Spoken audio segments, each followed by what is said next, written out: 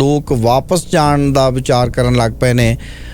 ਬਹੁਤ ਸਾਰੇ ਇਸ਼ੂਜ਼ ਨੇ, ਇਕਨੋਮਿਕ ਇਸ਼ੂਜ਼ ਨੇ ਉਹਨਾਂ ਦੇ ਕੋਲ ਕਿ ਉਹ ਹੁਣ ਇੱਥੇ ਰਹਿ ਹੀ ਨਹੀਂ ਸਕਦੇ। ਕੁਆਲਿਟੀ ਆਫ ਲਾਈਫ ਜਿਹੜੀ ਆ ਉਹ ਖਰਾਬ ਹੋ ਗਈ। ਔਨਵਰਡ ਮਾਈਗ੍ਰੇਸ਼ਨ ਕਹਿ ਸਕਦੇ ਲੋਕੀ ਇੱਥੇ ਆ ਰਹੇ ਆ ਤੇ ਇੱਥੇ ਸੈਟਲ ਕਰਨ ਤੋਂ ਬਾਅਦ ਉਹ ਅੱਗੇ ਜਾ ਰਹੇ ਆ ਕਿਤੇ ਹੋਰ, ਜਾਂ ਅਸੀਂ ਰਿਵਰਸ ਮਾਈਗ੍ਰੇਸ਼ਨ ਕਹਿ ਸਕਦੇ ਵੀ ਲੋਕੀ ਇੱਥੇ ਆ ਰਹੇ ਆ ਤੇ ਹੁਣ ਵਾਪਸ ਜਾਣਾ ਚਾਹੁੰਦੇ ਆ। ਇੰਡੀਆ ਦੀ ਇਕਨੋਮੀ ਵੀ 8% ਦੇ ਉੱਤੇ ਜੇ ਉਹ ਗਰੋ ਕਰ ਰਹੇ ਆ, ਆਪਸ਼ਨਸ ਹੈਗੇ ਵੀ ਤੁਸੀਂ ਵਾਪਸ ਜਾਓ। ਸਕਿਲਡ ਇੰਡੀਵਿਜੂਅਲ ਉਹ ਇੱਥੇ ਆ ਰਹੇ ਆ ਇੰਡੀਆ ਤੋਂ, ਇੰਡੀਅਨ ਨੈਸ਼ਨਲਸ 6 ਫਿਗਰ ਪਲੱਸ ਕਮਾਉਂਦੇ ਆ। ਮਮ ਐਂਡ ਡੈਡ ਹੁਣ ਉੱਥੇ ਬਜ਼ੁਰਗ ਆ, ਵਾਪਸ ਹੀ ਜਾਣ ਦਾ ਮੈਂ ਸੋਚ ਰਿਹਾ।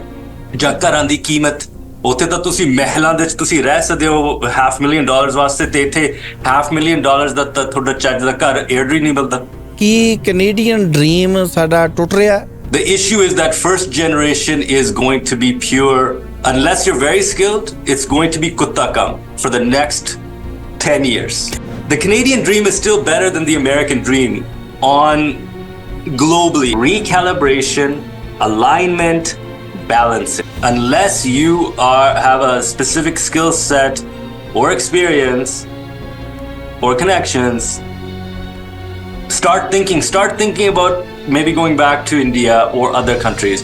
LMIA ਦੀ ਜਿਹੜੀ ਸੇਲ ਪਰਚੇਜ਼ ਹੈ ਇਹਨੂੰ ਰੋਕਾਂਗੇ, will it be possible? ਹੁਣ ਜੇ 520 530 points ਬਹੁਤ ਮੁਸ਼ਕਿਲ ਹੈ for someone to achieve those scores without an LMIA. Canada ਤੋਂ ਲੋਕ ਤੰਗ ਆ ਕੇ ਅਮਰੀਕਾ ਨੂੰ ਜਾਂ ਦੂਜੇ ਯੂਰਪੀਅਨ ਕੰਟਰੀਜ਼ ਵਿੱਚ ਜਾ ਰਹੇ ਨੇ ਜਾਂ ਵਾਪਸ ਆਪਣੇ ਦੇਸ਼ ਵਿੱਚ ਮੁੜ ਰਹੇ ਨੇ। ਕੀ ਕਾਰਨ ਹੈ? ਇਸ ਸਾਰੇ ਇਸ਼ੂਜ਼ ਨੂੰ ਲੈ ਕੇ ਆਪਾਂ ਉਹਨਾਂ ਦੇ ਨਾਲ ਗੱਲਬਾਤ ਕਰਾਂਗੇ। ਮੇਰੇ ਨਾਲ ਰਾਜ ਸ਼ਰਮਾ ਜੀ ਸ਼ਾਮਲ ਹੋ ਰਹੇ ਨੇ। Raj ji, very good morning, welcome sir. Good morning Nagar Sahib. ਪਿਛਲੇ ਹਫਤੇ ਮੈਂ ਨੈਸ਼ਨਲ ਇਮੀਗ੍ਰੇਸ਼ਨ ਕਾਨਫਰੰਸ ਦੇ ਵਿੱਚ ਮੈਂ ਗਿਆ ਸੀਗਾ ਮੌਂਟਰੀਅਲ ਦੇ ਵਿੱਚ। ਉੱਥੇ ਕਰੀਬ 600-700 ਇਮੀਗ੍ਰੇਸ਼ਨ ਵਕੀਲ ਸ਼ਾਮਲ। ਸੋ ਕਿਵੇਂ ਰਹੀ ਇਹ ਕਾਨਫਰੰਸ ਤੇ ਕੀ ਚਰਚਾ ਹੋਈ? ਮੈਂਡੇਟਰੀ, ਇਹ ਲਾਜ਼ਮੀ ਆ ਜੋ ਵੀ ਇਮੀਗ੍ਰੇਸ਼ਨ ਦੇ ਵਿੱਚ ਕੰਮ ਕਰ ਰਹੇ ਆ। ਇਹ ਕਾਨਫਰੰਸ ਸਿਰਫ ਇਮੀਗ੍ਰੇਸ਼ਨ ਵਕੀਲਾਂ ਵਾਸਤੇ ਹੈਗਾ ਜਾਂ ਉਹਨਾਂ ਦੇ ਸਟਾਫ ਵਾਸਤੇ, ਬਟ ਜੋ ਵੀ ਇਮੀਗ੍ਰੇਸ਼ਨ ਦੇ ਵਿੱਚ ਹੈਗਾ ਉਹਨੂੰ ਤਾਂ ਪਤਾ ਵੀ ਸੀਗਾ ਵੀ change is the only constant। ਵੀ ਇਸ ਫੀਲਡ ਵਿੱਚ ਤਬਦੀਲੀ ਤਾਂ ਹਰ ਦਿਨ, almost ਹਰ ਦਿਨ ਆ ਰਿਹਾ ਤੇ I would say the pace of change। ਸੋ ਹੁਣ ਤਾਂ 20 ਸਾਲ ਹੋ ਗਏ ਮੈਨੂੰ ਇਸ ਫੀਲਡ ਵਿੱਚ। ਤਬਦੀਲੀ ਪਹਿਲਾਂ ਵੀ ਸੀਗੀ, ਹੁਣ ਜਿਹੜੀ ਤਬਦੀਲੀ, the pace of ਤਬਦੀਲੀ, the pace of change has increased। ਹੁਣ ਆਪਾਂ automation ਦੀ ਗੱਲ ਕਰ ਰਹੇ ਹਾਂ, government automated tools ਵਰਤ ਰਹੇ ਆ। ਉਹ artificial intelligence ਨਹੀਂ ਕਹਿਣਾ ਚਾਹੁੰਦੇ, but let's say automation ਕਹਿ ਰਹੇ ਆ। ਸੋ ਇਹ ਨਵਾਂ ਜ਼ਮਾਨਾ ਹੋ ਗਿਆ ਇਮੀਗ੍ਰੇਸ਼ਨ ਦੇ ਵਿੱਚ, ਕਿਉਂਕਿ ਬਹੁਤ ਸਾਰੇ ਡਿਸੀਜਨਸ ਆ। ਡਿਮਾਂਡ ਐਕਸੀਡਸ ਰਿਸੋਰਸਿਸ, ਅਰਜ਼ੀਆਂ ਬਹੁਤ ਜ਼ਿਆਦਾ ਆ, ਮਿਲੀਅਨ ਪਲੱਸ ਅਰਜ਼ੀਆਂ ਤੇ ਆਫਿਸਰਸ ਘੱਟ ਆ। This is the future. Automation is the future in immigration। ਤੇ ਸਾਨੂੰ ਪਤਾ ਹੋਣਾ ਚਾਹੀਦਾ ਵੀ ਇਹ ਟੂਲਸ ਦੇ ਨਾਲ ਨੁਕਸਾਨ ਵੀ ਹੋ ਸਕਦਾ, ਫਾਇਦਾ ਵੀ ਹੋ ਸਕਦਾ ਜੀ।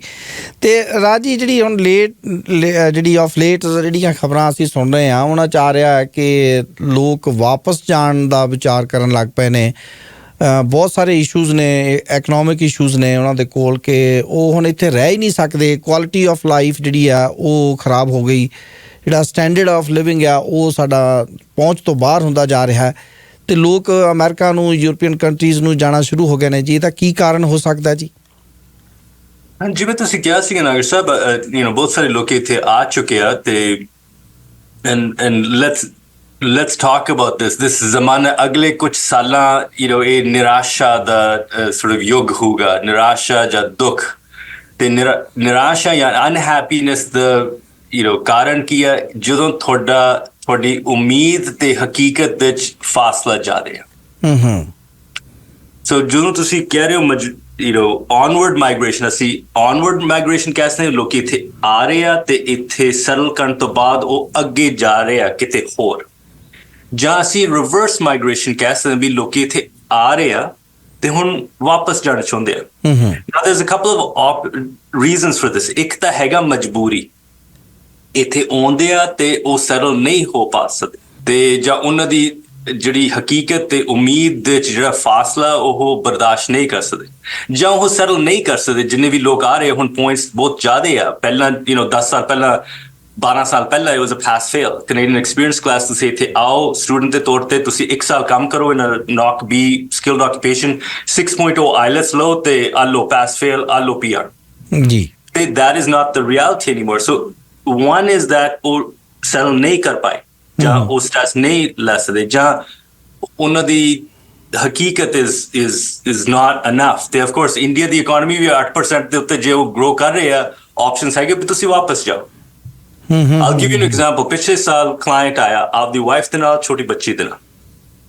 He is a skilled individual। ਉਹ ਇੱਥੇ ਆ ਰਿਹਾ ਇੰਡੀਆ ਤੋਂ ਇੰਡੀਅਨ ਨੈਸ਼ਨਲਸ 6 figure plus ਕਮਾਉਂਦੇ ਆ। He's a highly skilled professional। ਮਗਰ ਉਹਨਾਂ ਦੇ ਮਮ ਐਂਡ ਡੈਡ ਹੁਣ ਉੱਥੇ ਬਜ਼ੁਰਗ ਆ ਉਹ ਇੰਡੀਆ ਉਹ ਨਹੀਂ ਬੁਲਾ ਸਕਦੇ ਉਹ ਪੂਲ ਦੇ ਵਿੱਚ ਨਹੀਂ ਹੈਗੇ ਤੇ ਹੁਣ ਉਹ ਕਹਿ ਰਿਹਾ ਵੀ ਮੈਨੂੰ ਰੀਪੇਟ੍ਰੀਏਸ਼ਨ ਦੀ ਗੱਲ ਕਰਨੀ ਪੈਣੀ ਵੀ ਮੈਨੂੰ ਵਾਪਸ ਹੀ ਜਾਣ ਦਾ ਮੈਂ ਸੋਚ ਰਿਹਾ not because ਉਹਦੇ ਕੋਲ ਘਰ ਹੈਗਾ ਰੈਂਟਲ ਪ੍ਰਾਪਰਟੀ ਹੈਗੀ ਆ 2 ਬੱਚੇ ਹੈਗੇ ਆ 6 figure plus ਖਰਚਾ ਇਨਫਲੇਸ਼ਨ ਮਹਿੰਗਾਈ ਦਾ ਕੋਈ ਚੱਕਰ ਨਹੀਂ ਬਟ ਉਹ ਆਪਦੇ ਪੇਰੈਂਟਸ ਨੂੰ ਨਹੀਂ ਬੁਲਾ ਸਕਦਾ।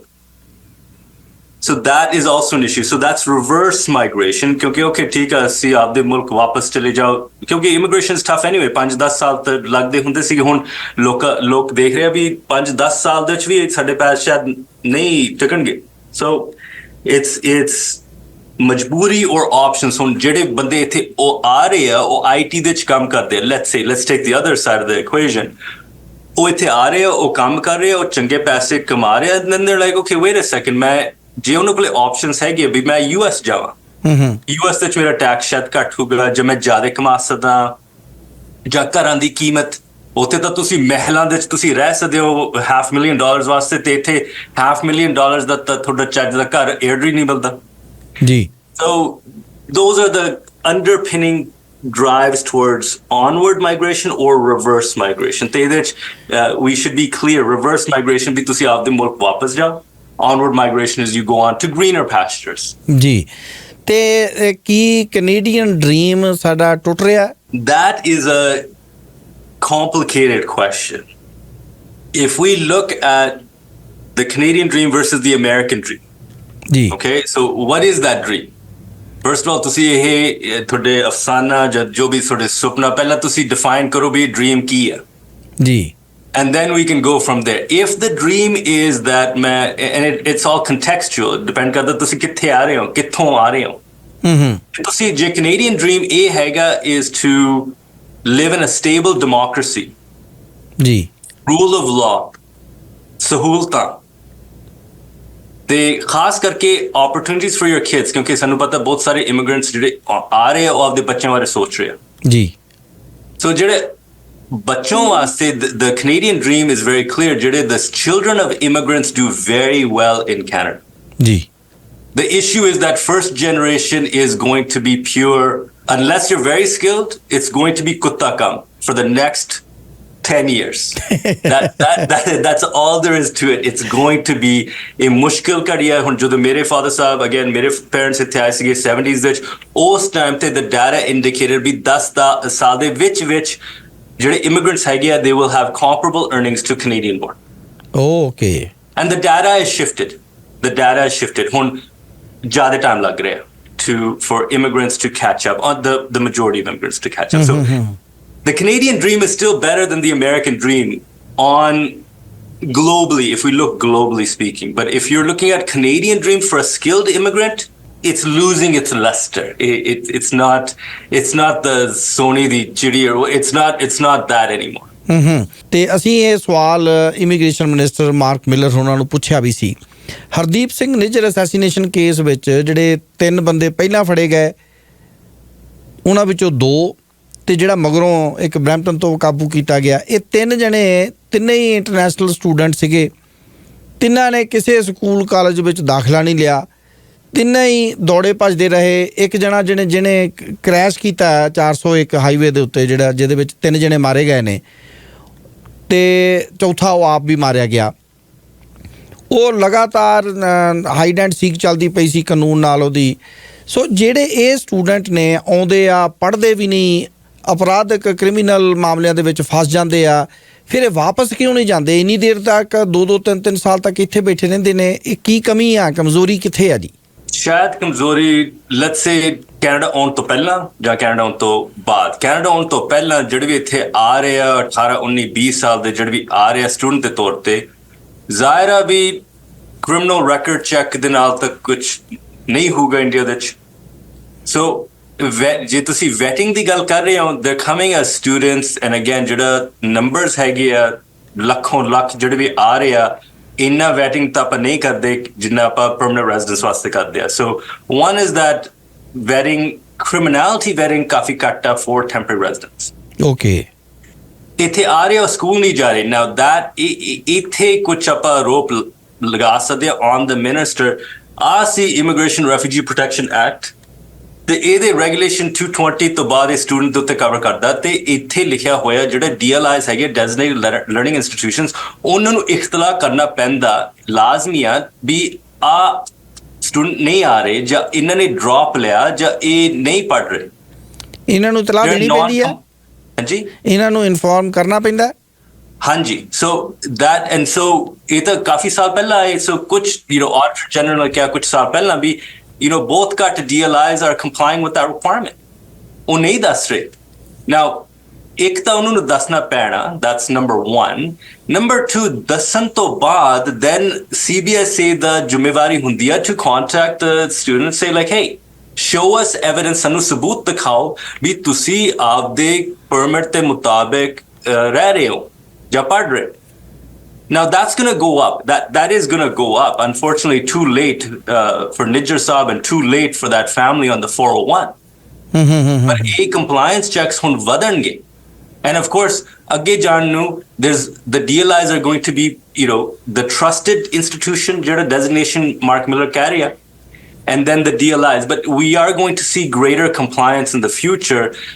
Again, both side students ਇੱਥੇ ਆ ਰਹੇ or non-compliant or study ਨਹੀਂ ਕਰ ਰਹੇ, and we don't have, and then the final piece of this puzzle is that ਜੇ ਤੁਸੀਂ ਅਪਰਾਧੀ ਹੋ ਜਾਂ ਤੁਹਾਡੇ ਖਿਲਾਫ ਕੋਈ ਦੋਸ਼ ਲਗਾਇਆ ਹੋਇਆ, that's an allegation, ਜਦ ਤੱਕ ਤੁਹਾਡਾ ਟ੍ਰਾਇਲ ਨਹੀਂ ਹੁੰਦਾ, ਜਦ ਤੱਕ ਉਹਦਾ ਤੁਹਾਡਾ guilt ਸਾਬਤ ਨਹੀਂ ਹੁੰਦਾ, you can't be removed from Canada. Like there's an ongoing, in fact, ਜਿਹੜਾ ਕਾਨੂੰਨ ਦੇ ਵਿੱਚ there's a regulation, there's section 48, section 50, you can't be deported if there's an ongoing trial, for example. Okay. So conviction ਤੋਂ ਬਾਅਦ ਫਿਰ ਬੰਦਾ ਫਿਰ inadmissible ਹੋ ਸਕਦਾ।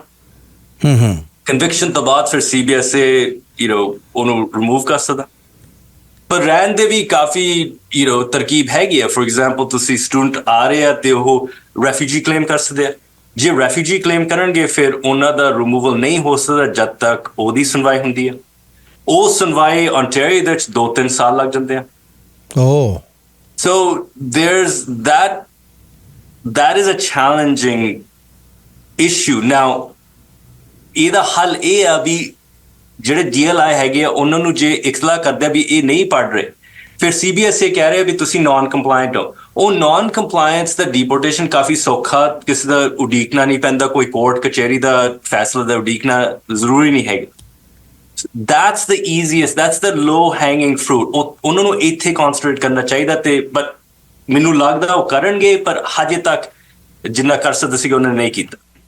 ਇਹ ਅਗੇਨ ਮਾਰਕ ਮਿਲਰ ਜਾਂ ਜੋ ਵੀ ਉਹਨਾਂ ਨੂੰ ਇਹ ਸਵਾਲ ਪੁੱਛਣਾ ਚਾਹੀਦਾ ਵੀ ਸਟੂਡੈਂਟਸ ਇੱਥੇ ਆ ਰਹੇ ਆ, ਕਾਨੂੰਨ ਦੇ ਮੁਤਾਬਿਕ DLI ਨੂੰ ਇਤਲਾਹ ਕਰਨਾ ਪੈਂਦਾ ਤੇ ਫਿਰ ਕਾਨੂੰਨ ਦੇ ਮੁਤਾਬਿਕ CBSE ਨੂੰ ਤਹਿਕੀਕਾਤ ਕਰਨੀ ਚਾਹੀਦੀ ਹੈ ਤੇ ਉਹ ਨਹੀਂ ਹੋ ਰਿਹਾ। ਸੋ what's the problem? ਬਿਲਕੁਲ। ਤੇ ਹੁਣ ਜਿਹੜੀ parents and grand parents the latest ਜਿਹੜੀ ਇਨਫੋਰਮੇਸ਼ਨ ਆਈ, ਉਹ ਫਿਰ ਉਹਨਾਂ ਨੇ ਅਜੇ 2020 ਵਾਲਾ ਹੀ ਪੂਲ ਖਾਲੀ ਕਰਨਾ, ਮੇਰੇ ਖਿਆਲ ਅਜੇ ਉਹ ਪੂਰਾ ਹੀ ਨਹੀਂ ਹੋਇਆ ਜੀ, ਖਾਲੀ ਨਹੀਂ ਹੋਇਆ ਜੀ ਉਹ। ਨਹੀਂ ਜ਼ਾਹਿਰ ਹੈ ਉਹ ਨਹੀਂ ਖਾਲੀ ਹੋਇਆ, ਜੇ ਖਾਲੀ ਹੁੰਦਾ I think the easiest, both again ਜਿਹੜਾ ਵੀ ਮੇਰਾ ਕਲਾਇੰਟ ਜਿਹੜੇ ਕੱਲ ਆਏ ਸੀਗੇ ਉਹ ਵੀ 2019 ਦੇ ਚ ਆਏ ਸੀਗੇ, ਸੋ ਪੂਲ ਵਿੱਚ ਨਹੀਂ ਸੀਗੇ। ਸੋ ਅਗੇਨ there's a tension, ਜਿਹੜੇ ਵੀ ਅਸੀਂ ਉਸੇ ਪੂਲ ਤੋਂ ਸਿਲੈਕਟ ਕਰਨਾ ਚਾਹੀਦਾ ਕਿ ਜਿਹੜੇ ਨਵੇਂ ਹੈਗੇ ਆ ਜਾਂ ਉਹਨਾਂ ਨੂੰ ਵੀ ਮੌਕਾ ਹੋਣਾ ਚਾਹੀਦਾ to get into that pool.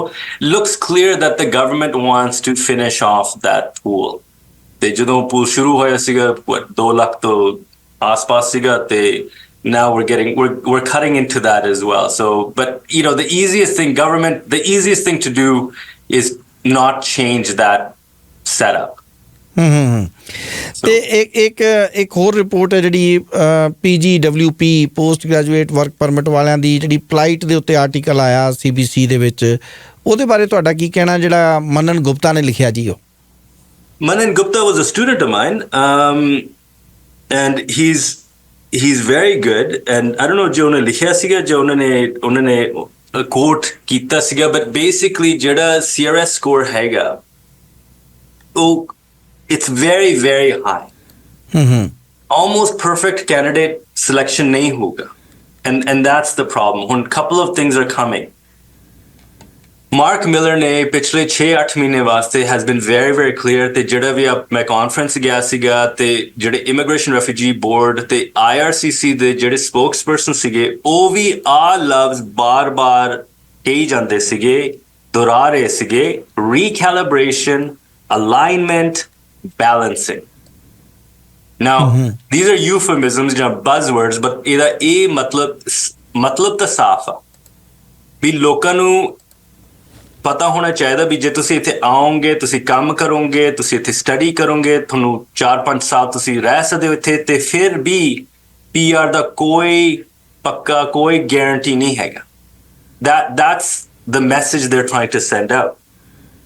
ਉਹ ਕਹਿ ਰਿਹਾ ਵੀ ਅਸੀਂ ਜਿਹੜੇ ਵੀ ਐਕਸਟੈਂਸ਼ਨ ਹੋ ਗਏ ਸੀਗੇ, post grad work permit maximum is 3 ਸਾਲ ਜੀ, ਪਹਿਲਾਂ ਉਹਨਾਂ ਨੇ ਐਕਸਟੈਂਸ਼ਨ ਲਾ ਦਿੱਤੀ ਸੀਗੀ, ਆਹ ਸਾਲ ਕਹਿ ਰਹੇ ਵੀ ਜਿਹੜੇ ਵੀ 2023 ਦੇ ਐਕਸਪਾਇਰ ਹੋ ਰਹੇ ਉਹਨਾਂ ਦੇ ਕੋਈ ਐਕਸਟੈਂਸ਼ਨ ਨਹੀਂ ਹੋਗਾ. ਸੋ ਦਿਸ ਇਜ਼ ਦ ਫਿਊਚਰ. ਹੁਣ ਜੇ 520 530 points ਬਹੁਤ ਮੁਸ਼ਕਿਲ ਹੈ for someone to achieve those scores without an LMIA. Now that's why ਹੁਣ LMIA ਦਾ ਬਲੈਕ ਮਾਰਕੀਟ ਦੇ ਵਿੱਚ ਜਦ ਪੈਸੇ ਚੱਲ ਰਿਹਾ, ਕਿਉਂ ਚੱਲ ਰਿਹਾ? ਕਿਉਂਕਿ LMIA ਦੇ ਨਾਲ ਫਿਰ ਰਾਖ ਖੁੱਲ ਜਾਂਦਾ.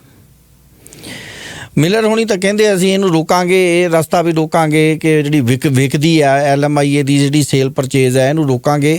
Will it be possible? Yeah, it's very easy. It's a 2 minute ka kam.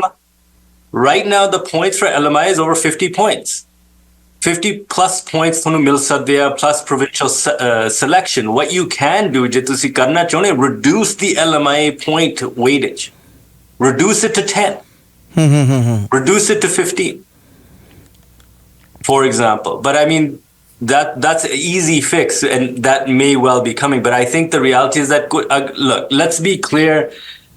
Miller साहब Montreal ਦੇ ਚ ਉਹਨਾਂ ਨੇ ਇਹ ਕਿਹਾ, ਜਦੋਂ 4-5 ਦਿਨ ਪਹਿਲਾਂ ਉਹਨਾਂ ਨੇ ਇਹ ਕਿਹਾ ਵੀ ਫਿਲਹਾਲ 2.5 million temporary residents ਹੈ. 2.5 million temporary residents ਦਾ ਮਤਲਬ ਹੈ not visitors, ਦਾ ਮਤਲਬ ਹੈ workers, students, asylum claimants. 19% ਉਹ ਘਟਾਉਣਾ ਚਾਹੁੰਦੇ ਆ. ਇਹਦਾ ਮਤਲਬ ਹੈ 5 ਲੱਖ ਘੱਟ ਜੀ in the next 3 years. And for the first time, we have a percentage bi kinne temporary residents lana chaਹੁੰਦੇ, and they want to keep the number of temporary residents ਜਿਹੜੇ ਵੀ ਹੈਗੇ Canada ਚ at any one time 5% ਜਾਂ ਘੱਟ ਜੀ. So that, you know, this is the reality that ਲੋਕੀ have to get used to the new reality. ਜੋ ਕੁਝ ਪਹਿਲਾਂ ਹੋਇਆ ਸੀਗਾ, ਜੋ ਕੁਛ ਉਹਨੇ ਦੇਖਿਆ ਜਾਂ ਸੁਣਿਆ ਵੀ ਕੈਨੇਡਾ 'ਚ ਇਮੀਗ੍ਰੇਸ਼ਨ ਇਹ ਹੋਊਗਾ, ਐਵੇਂ ਹੋਊਗਾ, ਸਾਡੀ ਜ਼ਿੰਦਗੀ ਐਵੇਂ ਆਪਾਂ ਬੀਤਾਂਗੇ, that's not it anymore. 50 ਸਾਲ ਪਹਿਲਾਂ ਤੇ ਹੁਣ ਤੱਕ immigration, economic class immigration human capital model ਦੇ ਉੱਤੇ ਹੁੰਦਾ ਸੀਗਾ. ਹਿਊਮਨ ਕੈਪੀਟਲ ਮਾਡਲ ਦਾ ਮਤਲਬ ਉਮਰ, ਤਜਰਬਾ, ਅੰਗਰੇਜ਼ੀ ਦੀ facility and other adaptability factors, ਜਿਵੇਂ ਕੋਈ ਭੈਣ ਭਰਾ ਇੱਥੇ ਜੇ ਹੈਗਾ ਕਿ ਨਹੀਂ. Okay, that's the human capital model. Be ਅਸੀਂ ਆ ਬੰਦਾ ਲੈ ਲਾਂਗੇ, let's say some professor journalist type from Jalandhar, and we're gonna get him into Canada. He'll figure things out, and maybe he'll end up being a news director for a successful South Asian media company, right? My dad, okay, ठीक है, ਤੁਸੀਂ lecturer ਹੈਗੇ Punjabi University ਦੇ ਵਿੱਚ, okay, that's fine. Okay, you end up at a coal mine and you're a foreman or whatever else. That's fine. It worked. Now, human capital model to alawa, they are doing category specific draws. The category specific draws is that dawara immigration te labor market de naal hun direct connection banana chaਹੁੰਦੇ ਆ. And so that's the future of immigration, is category specific. But again, ਅਸੀਂ ਅੰਦਾਜ਼ਾ ਲਾ ਸਕਦੇ ਹਾਂ, but we don't know exactly which draws. So, but generally speaking, healthcare, construction, STEM, science, technology, engineering, math. ਜੀ। ਤੇ ਮੇਰਾ last question ਹੈ ਜਿਹੜੇ ਸਟੂਡੈਂਟਸ ਦੇ ਹੁਣ ਉਹਨਾਂ ਦੇ ਵਰਕ ਪਰਮਿਟ ਐਕਸਪਾਇਰ ਹੋਣ ਦੇ ਕਿਨਾਰੇ ਤੇ ਖੜੇ ਆ, ਉਹਨਾਂ ਕੋਲ ਕੀ ਆਪਸ਼ਨਸ ਬਚੀਆਂ ਆ ਜੇ ਨਹੀਂ ਆਉਂਦਾ ਤਾਂ? Options are very limited now for economic class. There is some silver lining. ਹੁਣ ਦੇਖ ਰਹੇ ਹੋ ਮੈਨੀਟੋਬਾ ਦੇ ਵਿੱਚ ਜੇ ਤੁਹਾਡੇ ਕੋਲ ਨੋਮੀਨੇਸ਼ਨ ਹੈਗਾ, ਹੁਣ ਫੈਡਰਲ ਗਵਰਨਮੈਂਟ ਕਹਿ ਰਿਹਾ ਵੀ ਅਸੀਂ PGWP ਐਕਸਟੈਂਡ ਕਰਾਂਗੇ ਜਿਨ੍ਹਾਂ ਕੋਲੇ ਨੋਮੀਨੇਸ਼ਨ ਹੈਗੀ ਹੈ ਮੈਨੀਟੋਬਾ ਦੇ ਵਿੱਚ ਜੀ। So there's these small tweaks, but largely on the grand scale of things are difficult. ਹੁਣ students ਉੱਥੇ PEI ਦੇ ਵਿੱਚ ਮੋਰਚਾ ਕਰ ਰਹੇ ਆ, ਉਹ ਕਹਿ ਰਹੇ ਆ ਹੰਗਰ ਸਟ੍ਰਾਈਕ, ਆਪਾਂ ਕੁਝ ਖਾਣਾ ਨਹੀਂ ਪੀਣਾ ਨਹੀਂ ਜਦ ਤੱਕ ਸਾਡਾ ਮੈਕਡੋਨਲਡ ਦਾ ਤਜਰਬਾ ਉਹ ਮੰਨਦੇ ਨਹੀਂ for PEI provincial nominee program. This I think people need to understand that ਹੁਣ ਹਰ ਮੁਲਕ ਨੂੰ ਹੱਕ ਬਣਦਾ to maximize outcomes. ਤੇ ਕੈਨੇਡਾ ਦੇ ਵਿੱਚ ਹੁਣ ਕੈਨੇਡਾ ਚਾਹੁੰਦਾ ਵੀ ਅਸੀਂ ਫੂਡ ਕਾਊਂਟਰ ਅਟੈਂਡੈਂਟਸ, ਅਸੀਂ ਉਬਰ ਡਰਾਈਵਰਸ, ਅਸੀਂ ਜਿਹੜੇ ਟ੍ਰੈਡੀਸ਼ਨਲੀ ਲੋ ਸਕਿੱਲ ਆਕੂਪੇਸ਼ਨ ਜਿਹੜੇ ਵੀ ਹੈਗੇ ਆ, ਜਿਹੜਾ doesn't make sense for us, we're not going to prioritize them. We're going to prioritize those ਜਿਹੜਾ direct contribution ਹੋਊਗਾ. So my final thoughts, Nagar Saab, I think this is a time of great, let's go back to ਉਹਨਾਂ ਦੇ ਸ਼ਬਦ ਆਪਾਂ ਇਸਤੇਮਾਲ ਕਰੀਏ, recalibration, alignment, balancing. And understand that ਇਹਦਾ ਮਤਲਬ ਕੀ ਹੈ, ਇਹ ਲਫ਼ਜ਼ਾਂ ਦਾ ਮਾਇਨਾ ਕੀ ਹੈ, which is that unless you have a specific skill set or experience or connections, start thinking about maybe going back to India or other countries.